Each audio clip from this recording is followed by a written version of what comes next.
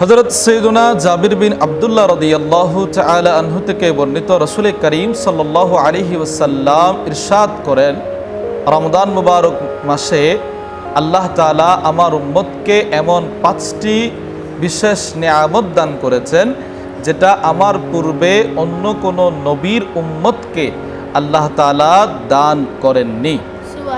তার মধ্যে 1 নম্বর হলো, যখন রমজান মুবারকের প্রথম রাত আসে তখন আল্লাহ তাআলা রমজান মুবারকের প্রথম রাত্রে উম্মতে মুহাম্মদের উপর, রোজাদারদের উপর বিশেষ রহমতের দৃষ্টি প্রদান করেন এবং আল্লাহ যার প্রতি একবার রহমতের দৃষ্টি দিয়েছেন তাকে কখনোই আযাব দিবেন না।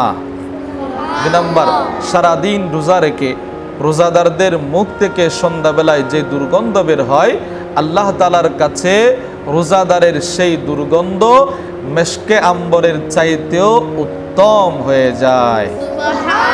3 নম্বর, ফেরেশতারা প্রত্যেক রাত এবং দিনে রোজাদারের জন্য মাগফিরাতের দোয়া করতে থাকেন। 4 নম্বর, আল্লাহ তাআলা জান্নাতকে নির্দেশ দেন, হে জান্নাত, তুমি আমার বান্দাদের জন্য সুসজ্জিত হয়ে যাও, কেননা তারা অচিরেই দুনিয়ার কষ্ট শেষ করে আমার ঘর, আমার অনুগ্রহে প্রশান্তি লাভ করবেন। 5 নম্বর, যখন রমজান মুবারকের সর্বশেষ রাত চলে আসে তখন আল্লাহ তাআলা সমস্ত উম্মতে মুহাম্মদীকে মাফ করে দেন।